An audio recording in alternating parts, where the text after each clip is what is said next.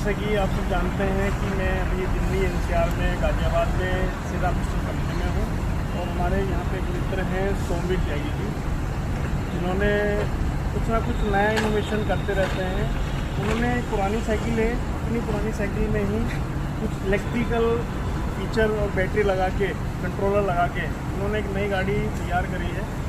पहले वो पैदल आते थे 2 से 3 किलोमीटर से, अब वो साइकिल से आते हैं और उनका जो घर है कोई यहाँ से कोई 35 किलोमीटर के आसपास है, वो साइकिल से ही सफ़र करते हैं। इस साइकिल का फ़ायदा ये है कि ये 2-in-1 साइकिल है जो बैटरी से भी चलती है और पैडल से भी चलती है। आपको एक्सरसाइज करनी है तो आपने 15-20 मिनट आपने एक्सरसाइज कर ली, उसके बाद आप ये साइकिल को आप बैटरी मोड में डाल के आप रेस्ट कर सकते हो। जब आपको लगे कि नहीं मुझे पैडल से चलाने तो चला सकते हो। कभी बैटरी डिस्चार्ज भी हो जाती है तो उसमें भी कोई दिक्कत वाली बात नहीं, क्योंकि 2-in-1 है ये। इसमें पैडल से अपन जा सकते हैं घर, ऐसा नहीं कि रास्ते में बंद होगी तो हम पैदल जाना है।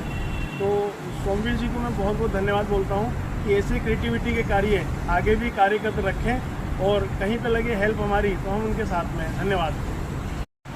जैसा कि आप सब जानते हैं कि मैं अभी दिल्ली एनसीआर में गाज़ियाबाद में सीधा पिस्टल कंपनी में हूँ और हमारे यहाँ पे एक मित्र हैं सोमवीर त्यागी जी, जिन्होंने कुछ ना कुछ नया इनोवेशन करते रहते हैं।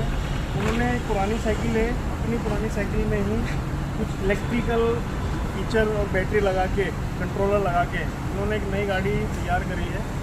पहले वो पैदल आते थे 2 से 3 किलोमीटर से, अब वो साइकिल से आते हैं और उनका जो घर है कोई यहाँ से कोई 35 किलोमीटर के आसपास है, वो साइकिल से ही सफ़र करते हैं। इस साइकिल का फ़ायदा ये है कि ये 2-in-1 साइकिल है जो बैटरी से भी चलती है और पैडल से भी चलती है। आपको एक्सरसाइज करनी है तो आपने 15-20 मिनट आपने एक्सरसाइज कर ली, उसके बाद आप ये साइकिल को आप बैटरी मोड में डाल के आप रेस्ट कर सकते हो। जब आपको लगे कि नहीं मुझे पैडल से चलाने तो चला सकते हो। कभी बैटरी डिस्चार्ज भी हो जाती है तो उसमें भी कोई दिक्कत वाली बात नहीं, क्योंकि 2-in-1 है ये। इसमें पैडल से अपन जा सकते हैं घर, ऐसा नहीं कि रास्ते में बंद होगी तो हम पैदल जाना है। तो सोमवीर जी को मैं बहुत बहुत धन्यवाद बोलता हूँ कि ऐसे क्रिएटिविटी के कार्य आगे भी कार्य करते रखें और कहीं पे लगे हेल्प हमारी तो हम उनके साथ में। धन्यवाद।